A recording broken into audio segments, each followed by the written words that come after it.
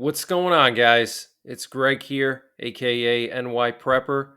It is Wednesday, September 27th, 2023, and I have some breaking news to share with you guys. Right now, it is 11:34 a.m. Eastern Time here in the United States. So, Ukraine has officially requested to use U.S. missiles to strike drone production facilities deep inside of Russia, Iran, and Syria. Okay, and this is being reported by the UK Guardian. Also, the UK Guardian is reporting that apparently a lot of the components in these drones that Russia has been using to attack Ukraine are actually made in European countries. Okay, so absolutely crazy, guys. It just makes you wonder about this whole war and if there's not something else going on behind the scenes. So I'm going to read to you this article from the UK Guardian, but apparently Ukraine has officially requested to use American and NATO missiles or ordnance to attack these drone production facilities inside of Russia, Iran, and Syria. Okay. Now, the one that concerns me the most is Russia. Okay. If they start sending NATO missiles, 300 miles into Russia to destroy drone production facilities, with NATO missiles. Okay, that's pretty concerning. Obviously, I want Ukraine to be able to defend themselves and destroy these drone facilities. I'm all for that. But, you know, to ignore the fact that this could escalate into something huge would be foolish. So we're continuing to move up the escalation ladder in this war. Okay, a few days ago, Medvedev said that Russia needs to basically go after NATO itself. Sergei Shoigu basically said the same thing, and so did Lavrov. Okay, so this war is really escalating. So make sure you guys are getting prepared. Let me just read to you guys this article here. Iranian kamikaze drones used in the latest attacks on Ukrainian cities are filled with European components, according to a secret document sent by Kyiv to its Western allies, in which it appeals for long range missiles to attack production sites in Russia, Iran, and Syria.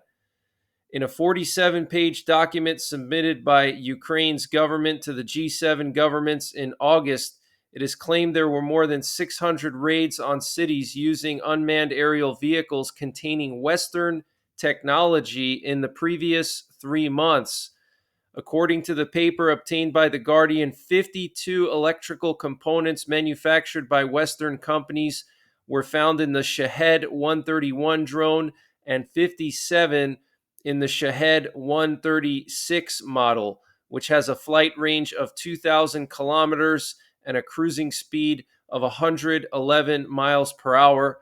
5 European companies, including a Polish subsidiary of a British multinational, are named as the original manufacturers of the identified components. Among the manufacturers are companies headquartered in the countries of the sanctions coalition: the United States, Switzerland, the Netherlands, Germany, Canada, Japan, and Poland, it claims. Okay, so all these countries in the West that are part of the group of countries that put sanctions on Russia, they're sending electrical components to Iran to build these drones, or Iran is getting them somehow. Okay, and they specifically mention a Polish subsidiary of a British multinational. So this is kind of weird, and it just makes you wonder. This war is just really strange. The way this war has played out is kind of just strange, and this just makes it even more strange. But Ukraine is now requesting long range missiles to strike drone production facilities inside of Russia, Syria, and Iran. This is huge news, guys. According to the document, Iran has already diversified its production through the use of a Syrian factory delivering to the Russian port of Novorossiysk, but the production of drones is shifting to Russia, to the central Tartar region of Alabuga, although Tehran continues to supply the components. It says the Iranian government is trying to dissociate itself from providing Russia with weapons and cannot cope with Russian demand and the intensity of use in Ukraine. Among the suggestions for action by Ukraine's Western allies, at which they would probably balk, are missile strikes on the production plants of these UAVs in Iran, Syria, as well as on a potential production site in the Russian Federation. The document goes on. The above may be carried out by the Ukrainian Defense Forces if partners provide the necessary means of destruction. There is no suggestion of any wrongdoing by the Western companies whose parts have been identified. Iranian UAV production has adapted and mostly uses available commercial components, the supply of which is poorly or not controlled at all, the paper says. Okay, so Ukraine requesting ordnance to do deep strikes inside of Russia to take out these drone production facilities. Okay, this is absolutely huge. And as of right now, we have 4 C-17 Globemasters leaving McChord Air Force Base in Washington, and they're heading southeast. Where they're going, I'm not sure, but 4 C-17s. These are transport planes, cargo planes for transporting heavy stuff around the globe. That's why they're called the Globemaster. They can fit an entire Abrams tank or a Patriot battery inside of one of these planes and fly it anywhere in the world. And so there's 4 of these leaving Washington State, and they're heading southeast. This is definitely something related to the European theater. So very interesting. And we still have a lot of NATO reconnaissance in Eastern Europe. We had RC-135 rivet joint fly through the Baltics along the Belarus and Russia border. And also we have a P-8 Poseidon sub-hunter plane patrolling the North Sea just off the coast of Scotland, flying really low.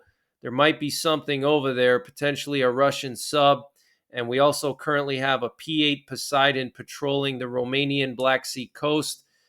And here's a zoomed in look at that P-8 Poseidon patrolling off the coast of Scotland, right off the coast of Edinburgh. Okay, and it's flying really low and doing a lot of these loops here. So maybe it found something here and it's trying to get a better beat on whatever's there.